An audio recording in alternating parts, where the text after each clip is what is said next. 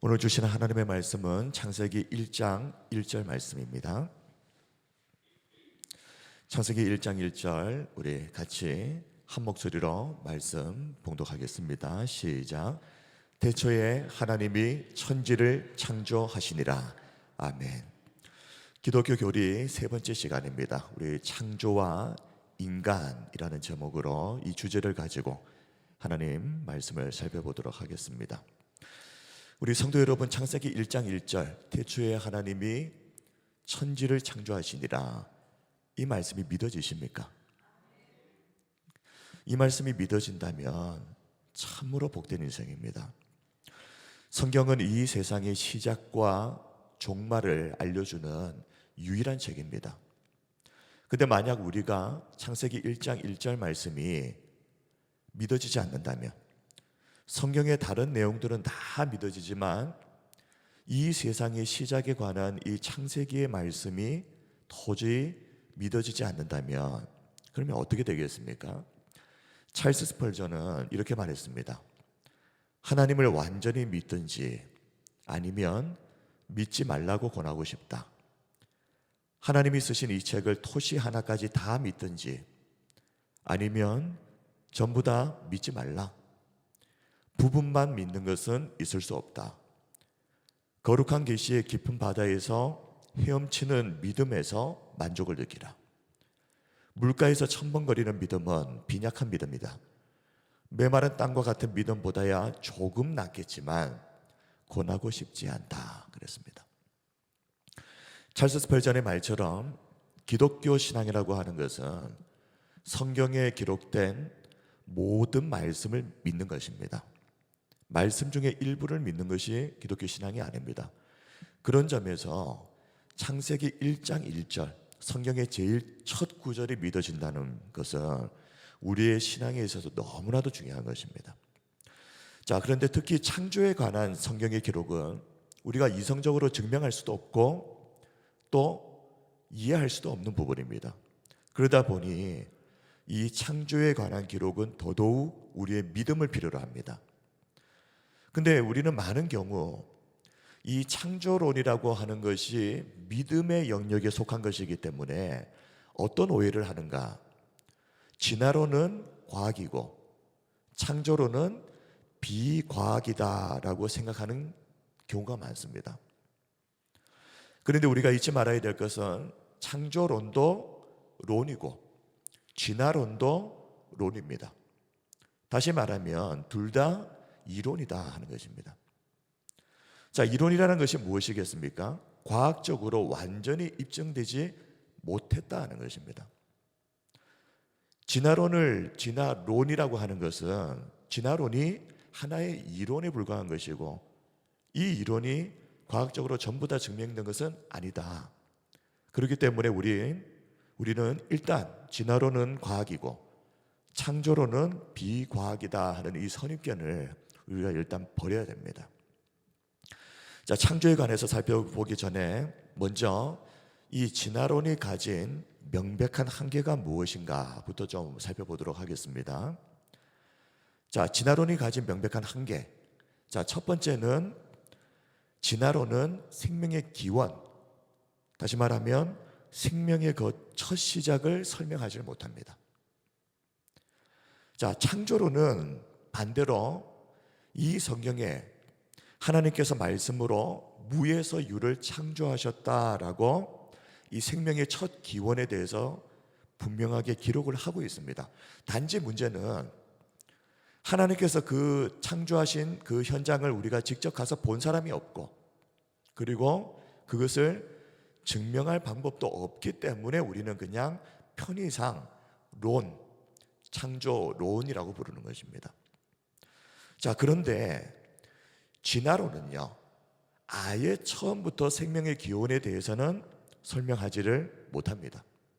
자, 고작 설명한다는 것이 뭐냐 보니까요, 지구의 나이를 한 38억 년에서 40억 년 정도로 이렇게 길게 잡으면서 자, 원시지구를 가정합니다. 이 원시지구에 물과 메탄, 암모니아, 수소들이 있었다. 그런데 이것들이 번개, 자외선, 화산 활동 같은 것들을 통해서 이제 에너지를 받아서, 자, 진화론에서 중요한 것은 우연히 이것이 아미노산, 단백질 같은 단순한 화학 물질로 변했다. 그런데 이것이 시간이 지나면서 또 우연히 진화되어서 살아있는 세포가 되었다. 이게 진화론입니다. 그런데 그 중간 과정을 설명을 할 수가 없고, 그리고 생명의 기호 문제로 들어가게 되면, 그러면 원시 지구에 있었다고 하는 물, 메탄, 암모니아, 그럼 수소는 그러면 어디서 나온 거냐? 사실 기원이라고 하는 이 말 자체가 가진 의미는 아무것도 없었다는 것을 전제를 해야 되지 않습니까? 모든 것의 첫 시작이니까요. 자, 그리고 진화론은 기원의 문제뿐만 아니라 현재의 상태도 설명을 할 수가 없습니다. 자, 진화론은 두 가지 전제를 일단 두고 시작합니다. 첫 번째는 오랜 시간, 그래서 지구의 나이를 38억 년에서 40억 년 이상으로 잡는 겁니다.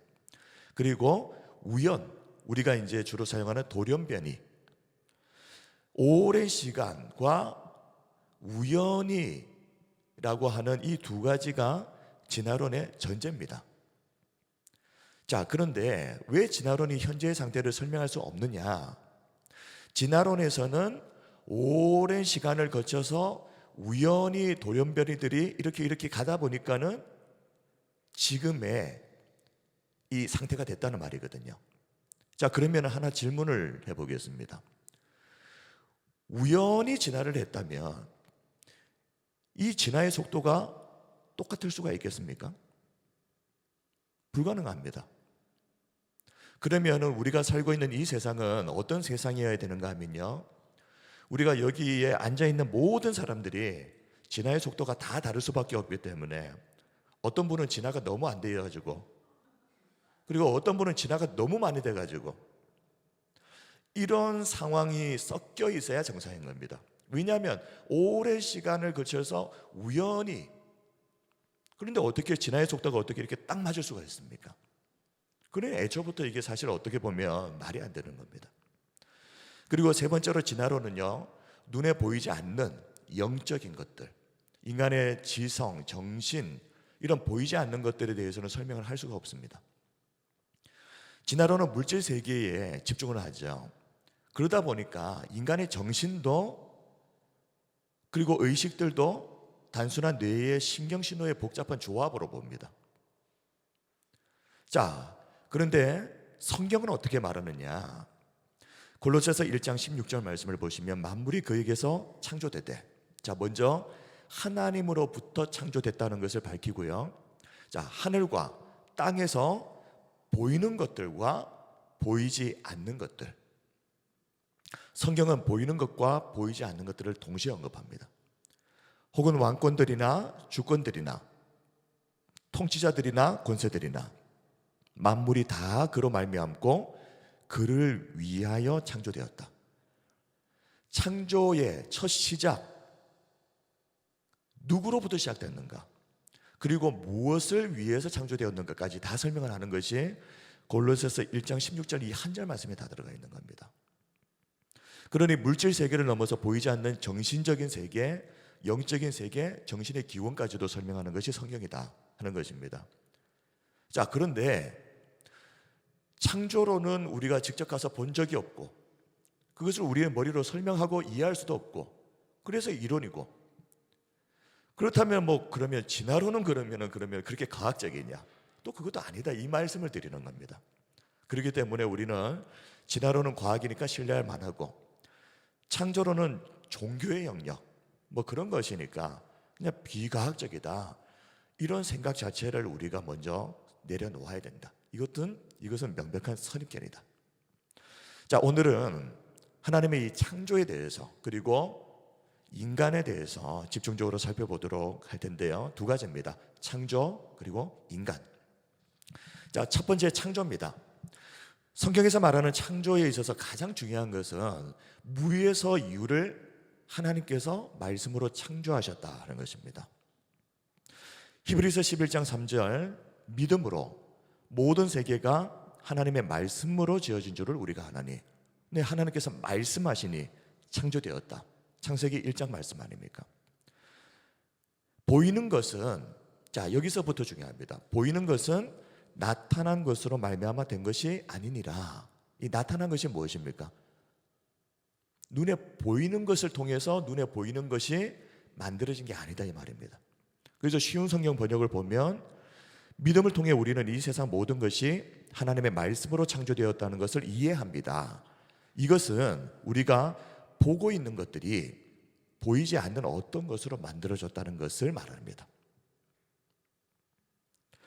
자, 그리고 창세기 1장 1절 태초에 하나님이 천지를 창조하시니라.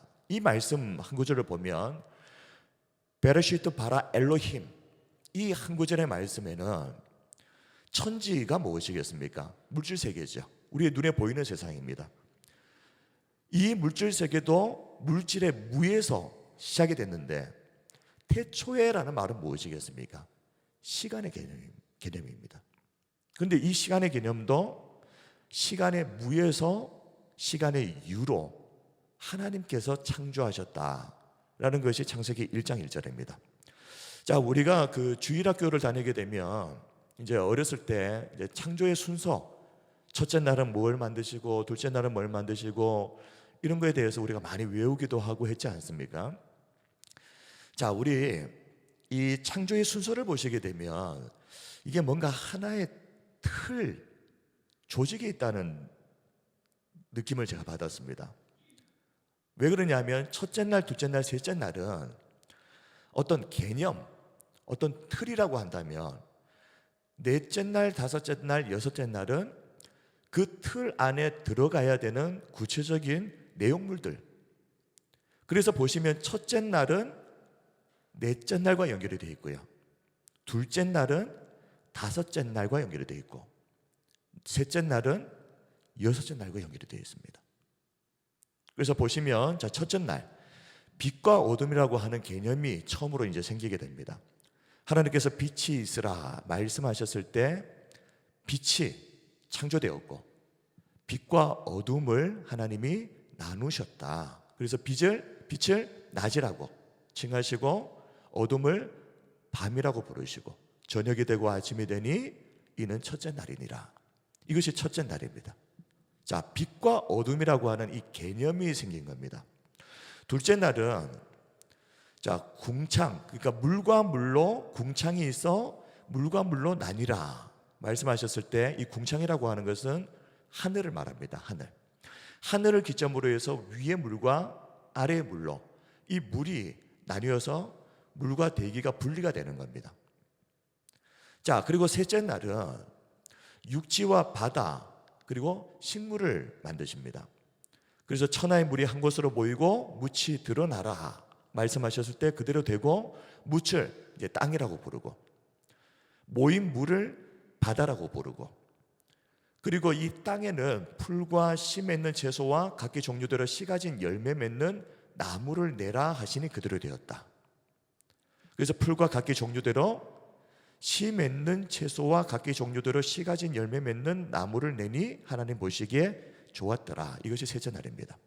자, 보시면 첫째 날은 빛과 어둠이라고 하는 개념이 생겼고 둘째 날에는 이 궁창 하늘을 중심으로 해서 위와 아래로 이 물이 나뉘고 셋째 날에는 물이 또 궁창 아래의 물들이 나뉘어지게 되면서 육지와 바다의 개념이 생기게 되는 겁니다. 그러면서 거기에 이제 육지에는 식물이 생기게 되죠. 이것을 기본 틀로 보고 자, 첫째 날에 빛과 어둠의 개념이 생기고 나니까 넷째 날에는 이제 구체적인 실체가 이제 나오죠. 해와 달과 별, 광명체가 만들어지는 겁니다. 그래서 창세기 1장 14절에서 19절을 보면 하나님께서 하늘의 궁창에 광명체들이 있어 낮과 밤을 나뉘게 하고 그것들로 징조와 계절과 날과 해를 이루게 하라. 또 광명체들이 하늘의 궁창에 있어 땅을 비추라. 그래서 두 큰 광명체를 만드셨다 그랬는데 그 큰 광명체로 낮을 주관하게 태양이죠. 작은 광명체로 밤을 주관하게 달, 그리고 이 외에도 또 별들을 만드셨다.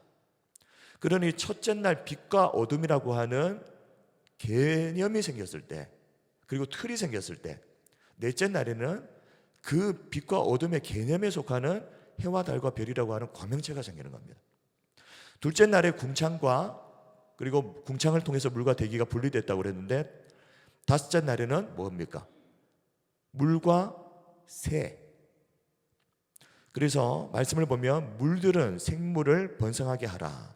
땅 위 하늘의 궁창에는 새가 나르라. 그래서 큰 바다 짐승들, 또 물에서 번성하여 움직이는 모든 생물들, 그리고 날개 있는 모든 새들. 그래서 이 하늘을 중심으로 해서 위와 아래에 이제 내용물들이죠. 그리고 여섯째 날은 무엇입니까? 셋째 날에 천하의 물이 한 곳으로 모이고 묻이 드러나라. 그래서 바다와 육지가 나뉘지 않습니까? 그래서 여섯째 날에는 이제 육지의 동물들이 나오는 겁니다. 그 틀 안에 이제 구체적인 내용물들이, 그리고 인간이 창조되게 되는 겁니다. 그리고 나서 이제 일곱째 날 하나님께서 안식하셨다. 자, 이 순서입니다. 그래서 우리가 이 내용을 굳이 외운다고 한다면, 첫째 날, 둘째 날, 셋째 날은 어떤 개념의 틀이 만들어지고, 그리고 그에 맞춰가지고 넷째, 다섯째, 여섯째 날에는 그 안에 들어가야 될 구체적인 내용물들이 만들어졌다. 그러면 딱 그냥 외울 수 있는 겁니다. 자, 그러면 창조의 목적이 무엇이냐? 하나님께서 왜 이 세상을 창조하셨는가? 골로새서 1장 16절에 보면 제일 마지막에 뭐라고 되어 있습니까? 그를 위하여 창조되었다. 이 세상에 있는 모든 만물들이, 하늘과 땅에서 보이는 것들, 보이지 않는 것들, 왕권, 주권, 통치자들, 권세들, 모든 만물이 하나님을 위해서 창조됐다. 자, 그리고 창조의 방법은요, 삼위일체 하나님께서, 그래서 우리 창세기를 보면 하나님께서 복수형으로 나오죠. 그리고 우리가라고 표현이 되어 있습니다. 그리고 말씀으로 창조하셨다. 이것이 바로 하나님의 권능을 보여주는 것입니다. 만약에 우리 인간의 개념에서 생각하는 신이라고 하면요, 인간들은 뭘 만들려고 하면 뭘 쪼물딱 그래야 되죠, 그죠? 근데 이 하나님은 말씀만 하시면 말씀하신 대로 창조되는 전지전능하신 하나님, 인간의 머리의 개념에서 나올 수가 없는 하나님의 개념이 창조에서부터 드러나는 겁니다. 자, 그러면 이제 창조의 시간인데요, 우리 창조를 믿는 사람들, 특별히 이제 창조 과학회에 속한 과학자들은 지구의 나이를 6,000년에서 길게 잡으면 한 2만 년 정도로 잡는다고 합니다. 자, 근데 진화론자들은 아까도 말씀드린 것처럼 수십억 년, 조금 구체적으로 말하면 한 38억 년에서 40억 년 이상. 근데 진화론자들이 이렇게 지구의 나이를 수십억 년으로, 40억 년 이상으로 잡아야 되는 이유가 뭐겠습니까? 우연히 이렇게 됐다는 것을 설명을 하려면 긴 시간이 필수적으로 필요하기 때문에 그런 겁니다. 자, 그런데 이제 창조에 대해서도 우리가 다양하게 이렇게 견해가 나뉘게 되는데요. 자, 우리가 첫째 날, 둘째 날, 셋째 날 할 때 이 날, 이것을 우리가 히브리어로 보면 욤이라고 되어 있습니다. 근데 이 욤을 24시간으로 해석할 것이냐, 아니면 긴 시간으로 해석할 것이냐에 따라서 이 창조에 대한 다양한 해석이 나뉘어집니다. 그래서 보시면 젊은 지구 창조론, 이것은 이 하루를 24시간 문자 그대로 본 겁니다. 그래서 하나님께서 6일 동안, 실제로 우리가 생각하는 그 24시간의 개념을 가지고 6일 동안 세상을 창조하셨다. 그러다 보니까는 지구의 나이가 수천 년에서 길게 잡아봐야 2만 년 정도 안으로 나오는 겁니다. 그래서 이걸 우리가 젊은 지구 창조론이라고 하고요. 자, 오래된 지구 창조론은 뭐겠습니까? 아까 욤 말씀만 드렸죠. 24시간으로 보는 게 아니라, 이게 그냥 표현은 날이라고 되어 있지만 실제로는 엄청나게 긴 시간을 말하는 것일 거다. 자, 그래서 수십억 년까지도 보는 겁니다, 이 오래된 지구 창조론을 믿는 사람들은. 자, 마지막으로 유도적 진화론이라고 하는 것은, 자, 하나님 창조하신 것은 그래 알겠다는 겁니다. 받아들이겠다. 그런데 하나님께서 창조하시고 이 세상을 만드실 때 진화의 과정을 자연 법칙으로서 사용하셨다, 이렇게 보는 사람들이 유도적 진화론을 믿는 사람들입니다. 자, 우리가 묻는 것은 뭐겠습니까? 첫 번째, 젊은 지구 창조론입니다. 그래서 욤이라고 하는 이 날을 24시간 그냥 문자 그대로 우리가 보고, 그리고 그에 따라서 지구의 나이를 우리가 추정을 하는 겁니다. 자, 그러면 우리가 창조의 대상에 대해서 보게 될 텐데요. 특별히 지금 이 시간에는 이제 다른 창조의 대상이 아니라 천사, 그리고 사탄, 그리고 마지막으로 인간, 그 기원이 어떻게 되는가에 대해서 살펴보려고 합니다. 근데 이 인간의 기원에 대해서는 성경에 자세하게 나와 있기 때문에 확실하게 알 수 있는데, 문제는 천사와 사탄의 그 첫 출처에 대해서는 사실 우리가 알 수가 없습니다. 그런데 한 가지, 욥기 38장 말씀을 보다가 천사가 하나님의 그 천지 창조 아주 초기에 이미 창조된 존재겠구나라고 하는 추정할 수 있는 내용이 나와서 한번 좀 설명을 드리겠습니다. 욥기 38장 4절에서 7절. 자, 내가 땅에 기초를 놓을 때에 하나님께서 천지를 창조하실 그때 네가 어디 있었느냐? 지금 욥에게 묻는 겁니다. 욥에게. 네가 깨달아 알았거든 말할지니라. 누가 그것의 도량법을 정하였는지, 누가 그 줄을 그것의 위에 띄었는지 네가 아느냐? 그것의 주추는 무엇 위에 세웠으며 그 모퉁이 돌은 누가 놓았느냐? 자, 7절이 중요합니다. 4절에서는 내가 땅에 기초를 놓을 때에, 천지를 창조할 그때, 그리고 7절은 그때에, 그 천지를 창조하셨을 그때에 새벽별들이 기뻐 노래하며 하나님의 아들들이 다 크게 기뻐 소리를 질렀느니라. 자, 여기서 하나님의 아들들이 뭐냐? 대부분의 학자들이 천사다 이렇게 봅니다. 그래서 쉬운 성경 번역에도 보면 그때의 새벽별들이 노래하였고 모든 천사들이 흥에 겨워 소리를 질렀다. 이 말씀을 보면 하나님께서 지금 땅에 기초를 놓을 때에 이미 천사라고 하는 존재는 있었다는 겁니다. 그래서 그 천사가 하늘의 기초, 땅의 기초가 놓여지는 것을 보면서 기뻐 노래하면서 소리를 질렀다. 자, 그렇다면 이제 천사가 정확하게 언제, 이것을 우리가 알 수 없지만 역할들은 이제 성경을 통해서 알 수 있죠. 하나님을 찬양하는 역할을 합니다. 그래서 성경을 보면 곳곳에서 천사들이 하나님을 찬양하는 그 모습들이 묘사되고 있는데, 그 중에 하나만, 이사야 6장 1절에서 3절 말씀을 보면 이사야가 본 환상을 보시면요, 우시아 왕이 죽던 해에 내가 본즉 주께서 높이 들린 보좌에 앉으셨는데 그의 옷자락은 성전에 가득하였고, 스랍들, 이 천사를 말합니다. 스랍들이 모시고 섰는데 각기 6날개가 있어 그 둘로는 자기의 얼굴을 가리었고, 그 둘로는 자기의 발을 가리었고, 그 둘로는 날며 서로 불러 이르되 거룩하다 거룩하다 거룩하다 만군의 여호와여 그의 영광이 온 땅에 충만하도다. 이사야 선지자가 천사들이 날아다니면서 하나님을 찬양하는 이 모습을 본 겁니다. 그리고 요한계시록에도 보면 수없이 나오는 내용들이 천사들이 하나님을 찬양하고 있는 모습들입니다. 그러므로 이 천사들은 무엇을 위해서 하나님이 만드셨는가? 하나님을 찬양하도록, 그리고 하나님의 뜻을 전달하는 역할도 합니다. 예를 들면 예수님의 어머니 마리아에게 천사가 나타나서 예수님의 탄생을 알려주죠.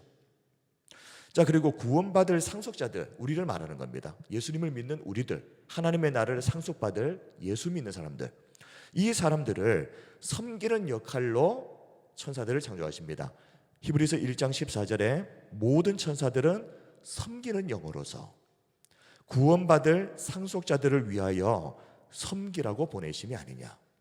그러므로 천사는 숭배의 대상이 아닙니다. 하나님께서 구원받은 하나님의 백성들 섬기라고 주신 존재이지, 천사들 숭배하고 높이고 이러시면 절대 안 됩니다. 그리고 네 번째로 이 천사는 하나님의 심판을 집행하는 역할을 합니다. 출애굽기나 요한계시록을 보시게 되면 하나님께서 천사들에게 명령하시면 천사들이 움직이면서 심판이 진행이 됩니다. 그래서 출애굽기에 10가지 재앙도 천사들을 통해서 막 쫙쫙쫙 이루어지죠. 그리고 요한계시록에 나오는 재앙들도 일곱 대접, 일곱 나팔의 환상들을 보시게 되면 천사들이 말을 타고 다니면서 하나님께서 명령하실 때 바로 그 심판을 진행을 시킵니다. 자, 그러면 이제 사탄, 마귀는 도대체 어디서 나온 거냐? 정확한 내용을 우리가 알 수가 없죠. 그런데 기독교 전통에서는 예전부터 우리가 이제 보통 이렇게 이야기를 했습니다. 천사들 가운데 하나님을 찬양하는 천사장이 루시퍼인데, 이 루시퍼가 하나님께서 너무나도 영화롭게 창조하시니까 이게 피조물과 창조주의 그 차이를 깨닫지를 못하고 하나님 되려고 하나님과 전쟁을 일으켰다가 폐에서 땅으로 떨어진 게 루시퍼와 그 사탄이들이다, 이렇게 설명을 하는데, 틀렸다라고도 할 수도 없고요, 그렇다고 이걸 정확하다라고 말할 수도 없습니다. 근데 분명히 이 사탄은 천사들이 타락을 해서 사탄이 되었다 하는 것은 분명한 사실입니다. 그래서 유다서 1장 6절을 보시면 또 자기 지위를 지키지 아니하고 자기 처소를 떠난 천사들을 큰 날의 심판까지 영원한 결박으로 흑암에 가두셨으며, 자기 지위를 안 지켰다는 말이죠. 피조물의 지위를 지키지 않고 창조주이신 하나님을 넘보려고 하다가 자기 처소를 떠나버린 천사들, 이것이 바로 사탄이다. 근데 우리가 이제 앞에서 제가 말씀드렸던 이 내용에 가장 근접한 성경 구절이 있습니다. 자, 그게 뭐냐면 이사야 14장입니다. 이사야 14장 12절에서 14절을 보면 원래 이 말씀은요, 바벨론 왕의 교만, 그 몰락을 의미하는 내용이긴 한데, 사실 이 내용 안에 사탄의 그 출처에 관한 것들을 유추해 볼 수 있는 내용들이 있어서 소개를 드립니다. 자, 한번 보시면 12절, 너 아침의 아들 계명성이여, 어찌 그리 하늘에서 떨어졌으며 너 열국을 엎은 자여, 어찌 그리 땅에 찍혔는고. 네가 내 마음이 이르기를 내가 하늘에 올라 하나님의 뭇별 위에 내 자리를 높이리라. 내가 북극 지폐의 산 위에 앉으리라. 가장 높은 구름에 올라가 지극히 높은 이와 같아지리라 하는도다. 사실 이 말씀에서 우리가 이렇게 생각하고 있는 그 사탄의 그 개념들이 사실 다 나옵니다. 특별히 너 아침의 아들 계명성이여. 자, 쉬운 성경 번역을 보시게 되면 어떻게 내가 하늘에서 떨어졌는가, 12절요, 빛나는 자, 이것을 헬렐이라고 합니다.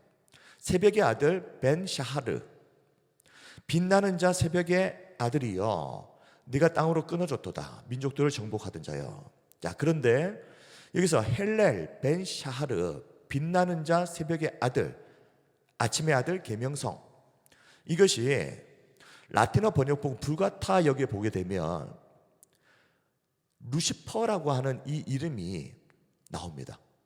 빛을 발하는 존재라는 의미거든요. 그래서 아마도 이 루시퍼라고 하는 이 이름이 라틴어 번역본인 불가타 역에서부터 루시퍼, 그것이 아침의 아들 계명성, 헬렐 벤샤하르, 빛나는 자 새벽의 아들, 그래서 이게 연결이 되는 겁니다. 그래서 우리가 루시퍼라고 하는 것이 바로 여기서 나오는 겁니다. 그런데 이 루시퍼가, 아침의 아들 계명성으로 불렸던 이 루시퍼가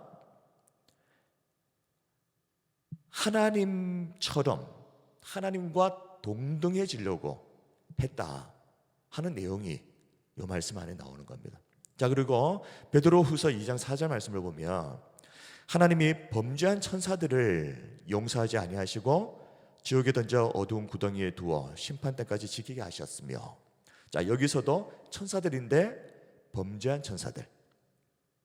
그리고 에베소서 2장 2절에 그때 너희는 그 가운데서 행하여 이 세상 풍조를 따르고 공중 권세 잡은 자 이렇게 나옵니다. 사탄을 다른 표현으로 곧 지금 불순종의 아들들 가운데서 역사하는 영이라. 그 외에도 뭐 사탄을 옛뱀, 용 뭐 이렇게도 표현을 하는데 어찌되었든 간에 지금 좀 중점적으로 말씀드리려고 하는 것은 사탄은 천사는 천사인데 타락한 천사다.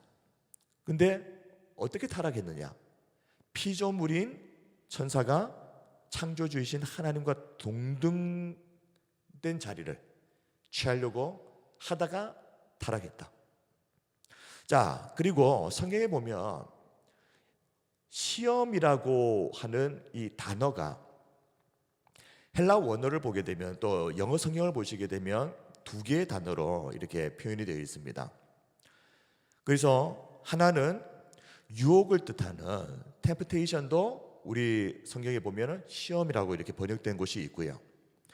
그리고 테스트라는 의미의 시험이라고 이렇게 번역되어 있는 곳도 있는데 여기서 우리가 이제 정확하게 구분을 해야 되는 것은 하나님은 temptation, 이 유혹이라고 하는 시험은 절대 하시지 않는다. 그러면 하나님이 우리에게 하시는 시험은 뭐라는 말이죠? 테스트라는 말입니다. 그러니까 하나님의 시험의 목적이 무엇인가 하는 것을 보여주는 겁니다. 하나님이 우리의 인생의 어려운 일들, 고난이나 그런 것들을 허락하시는 이유는 테스트. 그 목적은요, 성장, 성숙. 근데 사탄은 뭡니까? 시험은 시험인데 temptation, 미혹, 유혹. 목적은요, 넘어지게 하는 것입니다. 그러므로 우리가 하나님 앞에서 때로는 우리 인생에 원치 않는 어떤 일들을 만나게 됐을 때 하나님을 마치 우리를 템프테이션, 미혹해서 넘어뜨리려고 하는 분처럼 생각하고 원망해서는 안 된다는 말입니다. 하나님이 하시는 모든 일은 선한 목적을 가지고 있고 시험조차도 우리를 성장시키고 성숙하게 만드시기 위해서 테스트의 목적으로 하시는 것이다. 그렇기 때문에 우리가 하나님 앞에 고난 때문에 하나님을 원망해서는 안 되는 이유가 사실 여기에 있습니다. 자, 그리고 사탄이 아무리 대단하다고 해도 욥기를 통해서 보게 되는 것이 뭐겠습니까? 사탄은 언제나 하나님의 통제 아래서 움직인다 하는 것입니다. 욥기 1장 12절에 여호와께서 사탄에게 이르시되 내가 그의 소유물을 다 내 손에 맡기노라. 다만 그의 몸에는 내 손을 대지 말지니라. 사탄이 곧 여호와 앞에서 물러가니라. 사탄은 하나님의 통제를 절대 벗어나지 못합니다. 그러니까 자기 마음대로 하고 싶은 대로 할 수가 없습니다. 만약에 그게 가능하다면 사탄이 아마 구원받기로 하나님이 선택하신 영혼조차도 넘어뜨릴 수 있을 겁니다. 근데 그 구원이 어떻게 끝까지 보증이 되겠습니까? 하나님께서 하나님의 딱 정해놓으신 범위 안에서만 사탄에게 모든 것들을 허락하시기 때문에 그렇습니다. 자, 그리고 지금 사탄의 상태는 어떻겠습니까? 이 사탄의 지금 현재 상태를 우리가 잘 알아야 되는데 사탄의 상태는 머리가 깨어지고 그냥 굳이 비유를 하자면 그냥 꼬리만 흔들고 있는 상태다. 왜 그러냐면 우리가 원시복음이라고 말하는 창세기 3장 15절에 보면 앞으로 여자의 후손이 와서 그 여자의 후손이 뱀의 머리를 상하게 할 것이고 뱀은 그 여자의 후손의 발꿈치를 상하게 할 것이다. 여자의 후손은 예수님을 말하는 것이고 발꿈치를 상하게 했다는 것은 예수님이 십자가에 달리신 그 사건을 말합니다. 근데 사탄은 어떻게 된다고요? 머리를 상하게 했다. 조금 더 심하게 말하면 예수님의 십자가에서 사탄의 머리가 깨어져 버렸다. 그러므로 우리가 흔히 하는 말이 뭐냐면 종이호랑이인 겁니다. 겉으로 딱 볼 때는 위협적이고 뭔가 엄청 대단해 보이지만 사실 그 실체를 알고 보면 머리가 깨어져 버린, 실체는 꼬리만 남아있는, 그리고 그 꼬리조차도 예수님의 재림 때가 되면 사탄이 완전한 심판을 받아서 지옥에 영원히 떨어지게 되는, 이것이 아예 정해져 있다 하는 것입니다. 그러므로 우리가 사탄을 두려워할 필요가 없는 이유가 이미 예수님의 십자가에서 사탄의 머리는 깨어졌습니다. 자, 그러면 이제 세 번째, 이제 인간 마지막으로 살펴볼 텐데요. 하나님께서 가장 마지막에 창조하신 피조물이 인간인데 가장 마지막에 창조하셨다라고 하는 것도 뭔가 의미가 있지 않겠습니까? 인간을 창조하시기 전에 앞에 창조하셨던 그 모든 것들이 어떤 면에서는 가장 마지막에 창조할 그 인간을 위해서 만드신 것이다 라고 생각할 수 있습니다. 물론 가장 중요한 목적은 하나님의 영광을 위해서 창조된 것이지만 또 세부적인 목적을 들어가 보면 가장 마지막에 창조할 하나님의 사람 형상을 닮은 인간을 위해서, 그래서 우리가 태어날 아기를 위해서 아직 태어나지도 않았는데 방을 꾸미고 아이들이 쓸 것들을 준비를 하고 하는 것들과 똑같은 모양새가 이 창세기에서 나타납니다. 자, 그런데 인간이 특이한 점 중에 하나가 이 창조를 보시게 되면요, 내용을 보시게 되면 아주 특이한 점이 하나 있습니다. 빛을 포함해서 모든 것들은 하나님이 말씀으로 창조하셨습니다. 그런데 인간은 어떻게 해요? 말씀으로 창조하시지 않습니다. 하나님께서 우리 창세기 2장 7절 여호와 하나님이 땅의 흙으로 사람을 지으시고 생기를 그 코에 불어넣으시니 사람이 생명이 되니라 그랬습니다. 하나님께서 말씀으로 만드신 존재가 아니라 하나님이 흙을 가지고 직접 빚으시고 그리고 그 빚으신 육체 가운데 하나님이 생기를 불어넣으신 그렇게 만들어진 존재가 인간이다. 근데 우리가 이제 여기서 중요하게 봐야 되는 것은, 자, 우리의 몸은 흙으로 빚어졌죠. 그러니까 재료가 흙이라는 말입니다. 그런데 조금 더 정확하게 들어가 보면 그냥 흙이 아니라 히브리어 원문은 아파르민 하다마, 번역하면 땅의 티끌, 좀 더 정확하게 말하면 먼지, 티끌들, 그런 것들을 가지고 인간의 육체가 지어졌다. 이게 뭘 말하는 것이겠습니까? 무슨 재료가 특별해가지고 인간이 특별한 존재가 아니다 하는 말입니다. 왜 인간이 존귀한 존재로서의 의미와 가치를 가지는가? 이 육체, 몸뚱아리 때문에 그런 게 아닙니다. 이 원재료가 뭐라고요? 땅의 티끌입니다. 티끌. 그런데 중요한 것은 이제 생기죠. 생기. 생기를 불어 넣으셨다. 자, 이 생기는 히브리어로 네샤마, 영혼, 호흡, 기운 이런 뜻인데요. 이 생기가 뭘까?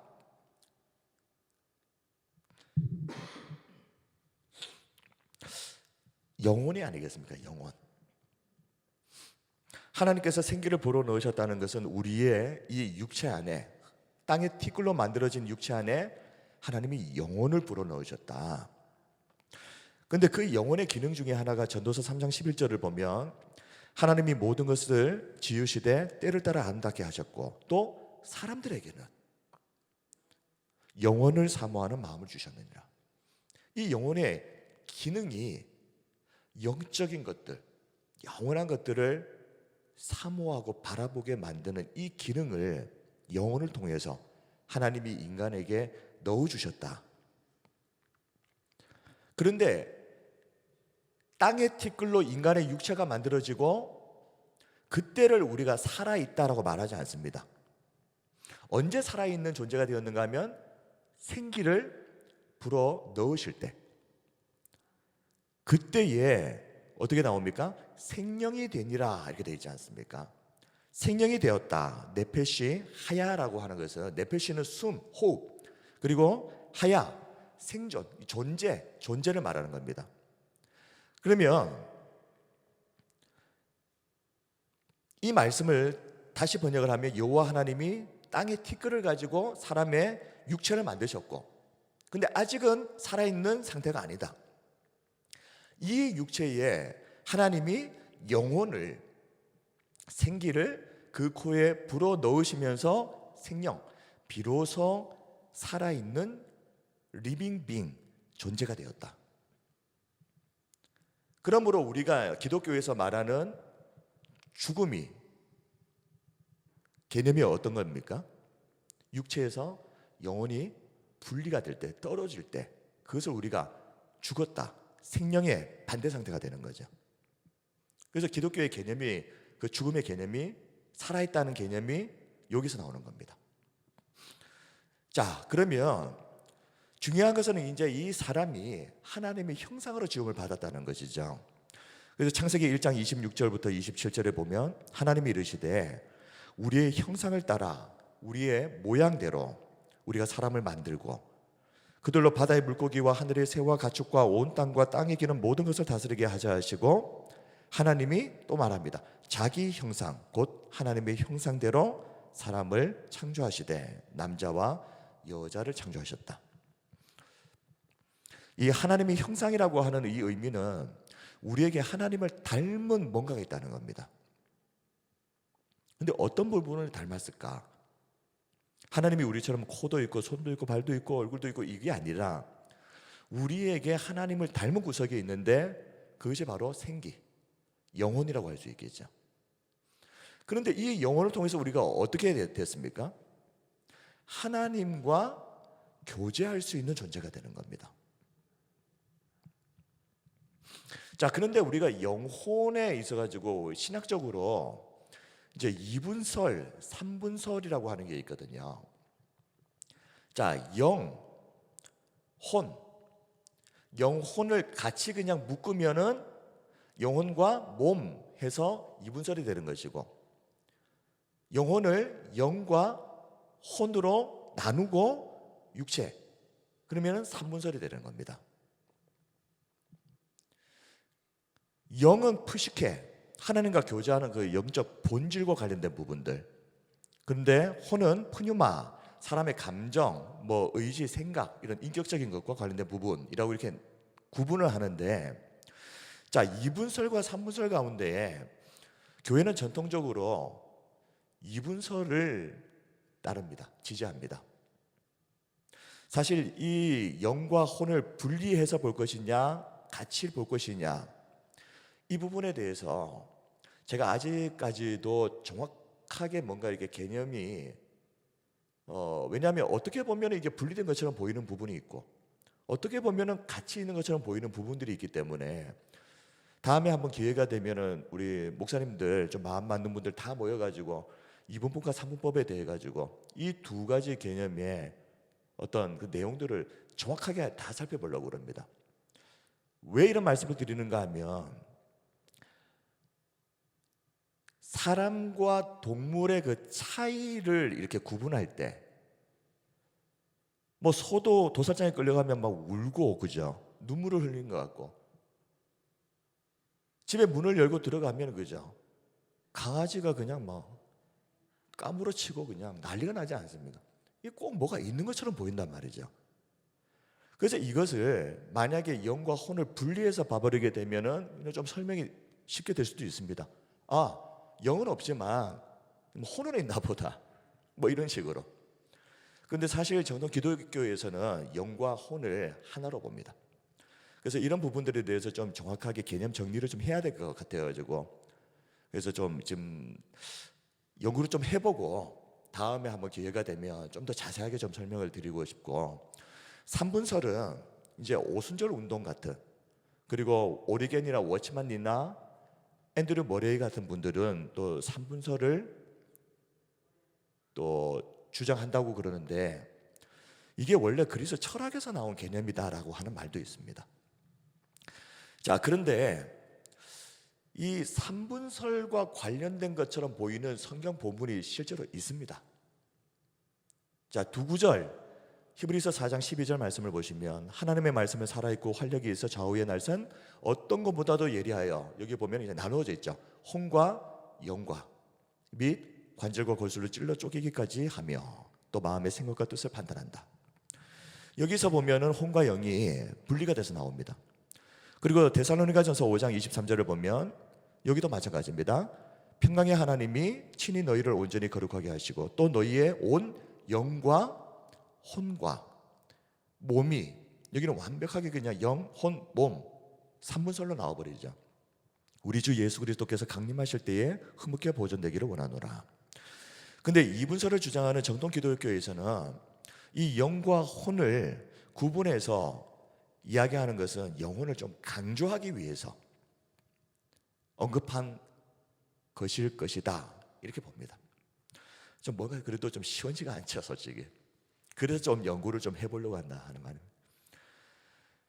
자, 우리가 이분설을 좀 더 지지하는 이유는, 이것이 맞겠다라고 생각하는 이유는요, 창세기 2장 7절을 보면 여호와 하나님이 땅의 흙으로 사람을 지으시고 육체, 몸, 그리고 생기를 그 코에 불어넣으시니 사람이 생명이 되니라. 영혼, 딱 그냥 몸과 영혼 두 가지로 딱 구분을 하고 있기 때문에 사실 이 분설이 맞다, 이렇게 보는 것 같습니다.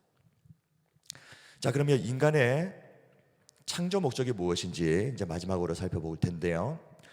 자, 사람은 왜 창조되었는가? 하나님께서 왜 인간을 이렇게 존귀하게 창조하셨는가? 하나님의 영광을 위해서다.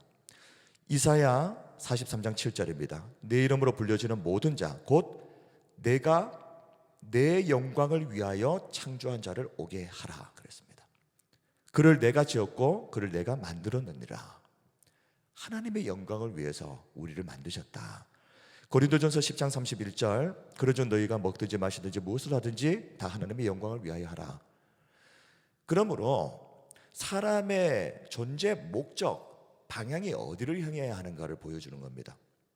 하나님이 이 땅에 우리를 왜 태어나게 하시고 지금 살게 하시는가? 자기 자신을 위해서가 아니라 하나님의 영광을 위해서 우리를 존재하게 하셨다. 그래서 사도 바울의 서신서를 보면 이제는 더 이상 나를, 자기 자신을 위해서 살지 않고 하나님을 위해서 살게 하시려고 예수님께서 십자가를 지셨다는 말씀이 나옵니다. 그래서 인간의 잘못된 인생의 목적을 예수님의 십자가에서 원래의 목적으로 되돌려 놓으시는 겁니다. 원래 우리는 하나님의 영광을 위해서 창조되었다. 자, 두 번째는 하나님과 교제하도록 하기 위해서 창조하셨다는 것입니다. 요한일서 1장 3절, 우리가 보고 들은 바를 너희에게도 전하면 너희로 우리와 사귐이 있게 하려 함이니 우리의 사귐은 아버지와 그의 아들 예수 그리스도와 더불어 누림이라. 네. 우리는 하나님과 교제하기 위해서 이 땅에 창조된 존재들입니다. 그리고 세 번째, 하나님을 찬양하기 위해서. 이사야 43장 21절, 이 백성은 내가 나를 위하여 지었나니 나를 찬송하게 하려 함이니라. 자, 에베소서 1장 11절 12절에도 모든 일을 그의 뜻의 결정대로 이루시는 이의 계획을 따라 우리가 예정을 입어 그 안에서 기업이 되었으니 이는 우리가 그리스도 안에서 전부터 바라던 그의 영광의 찬송이 되게 하려 하심이라. 자, 하나님은 왜 우리를 통하여서 찬양받기를 원하시겠습니까? 사실 우리가 하나님을 위해서 할 수 있는 일이 없습니다. 우리가 하나님을 위해서 할 수 있는 가장 최선의 것 중에 하나는 찬양을 통해서 하나님께 영광을 돌려드리는 것입니다. 근데 참 감사한 것은 저도 지금 뭐 목이 쉬어가지고 이러고 있지만 천사들의 찬양보다도 하나님은 우리의 찬양을 받기를 원하십니다.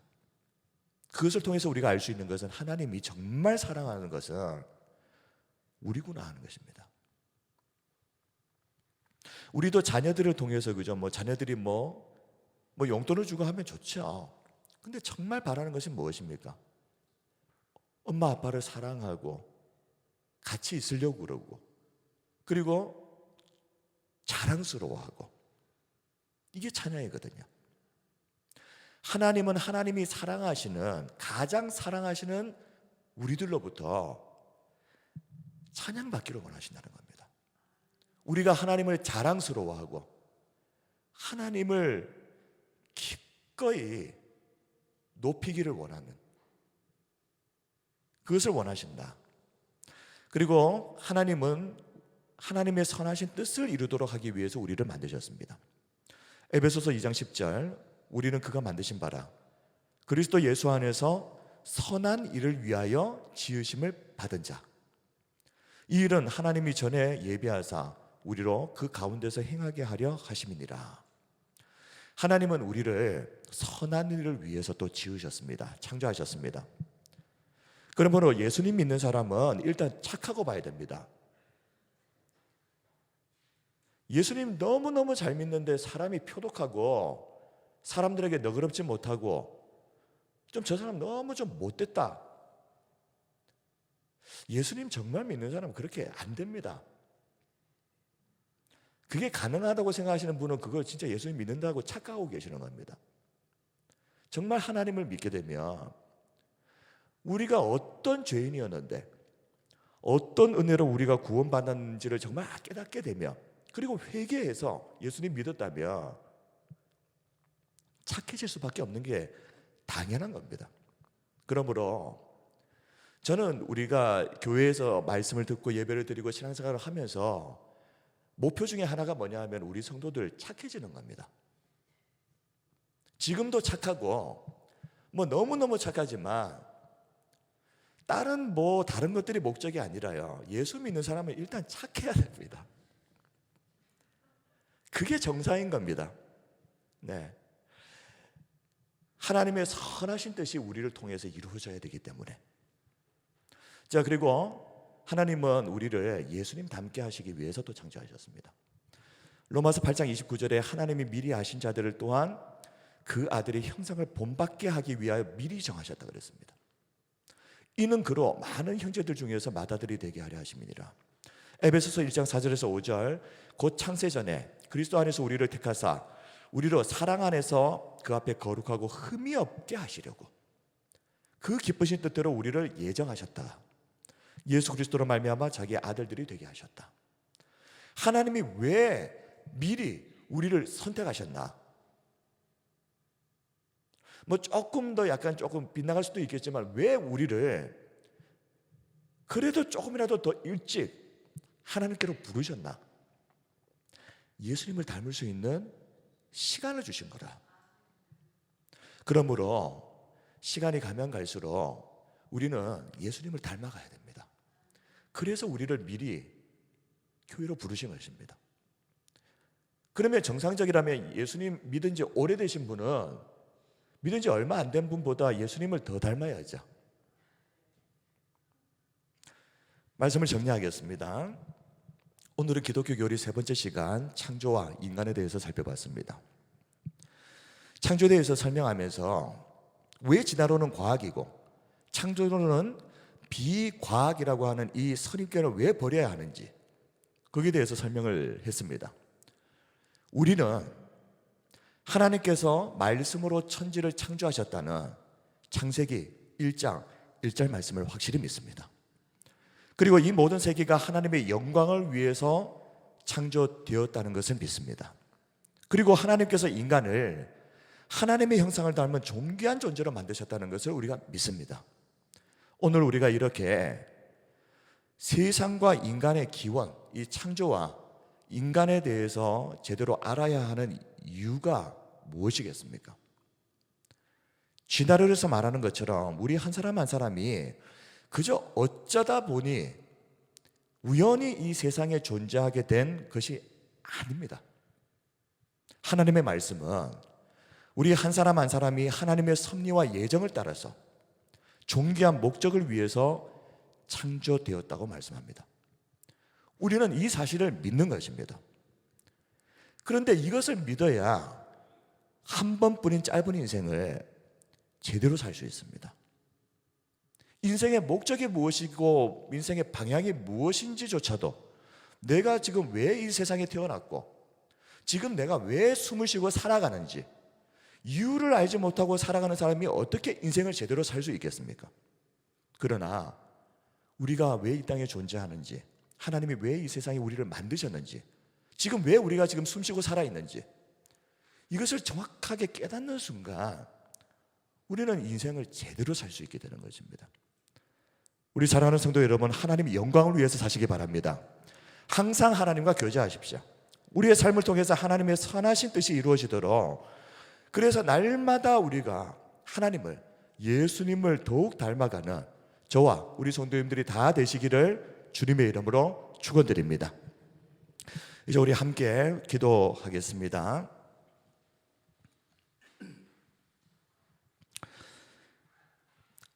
하나님의 형상을 닮은 존귀한 존재, 우리가 이 땅에 지금도 숨을 쉬고 살아있다면 뭔가 이유가 있는 것입니다. 그래서 사명자는 절대 죽지 않는다라는 말이 있습니다. 이 세상에 내가 해야 될 일이 남아있다면 안 죽는다. 그러면 지금 내가 숨을 쉬고 있다는 것은 뭔가 아직 할 일이 남아있다 이 말입니다. 그것은 우리의 이기적인 욕심을 위해서 살아가는 인생이 아니라 하나님이 우리를 통해서 이루시려고 하는 정말 귀하고도 존귀한 목적이 있습니다. 우리의 삶을 통해서 그 하나님의 영광을 위해서 살아가는 그런 삶이 될 수 있도록, 그리고 하나님의 말씀 창세기 1장 1절부터 요한계시록 마지막 절 말씀까지 한 구절도 빠지지 않고 이 모든 말씀이 믿어지는 은혜가 우리 안에 있기를, 이 믿음을 위해서 기도해 주시고 우리 교회가 정말 하나님 기뻐하시는 교회 될 수 있도록 기도해 주십시오. 그리고 우리 한 사람 한 사람 시간이 갈수록 더 예수님 닮아가고 하나님 기뻐하시는 정말 착하고 선한 사람들로 그렇게 하나님 앞에서 세워져 가서 우리의 인생이 하나님께 기쁨이 되었으면 좋겠습니다. 하나님 우리를 보시면서 즐거우셨으면 좋겠습니다. 이 땅에 그저 숫자 하나 더하는 교회와 성도들이 아니라 이 교회가 내가 바로 그 찾던 교회고 이 사람이 내가 그렇게 기다렸던 그 사람이다, 그렇게 인정받을 수 있는 교회와 성도가 되었으면 좋겠습니다. 이 시간 우리가 또 개인의 기도 제목 가지고 이제 우리 함께 합심해서 우리 기도하겠습니다. 은혜와 사랑이 풍성하신 우리 하나님 아버지, 오늘도 하나님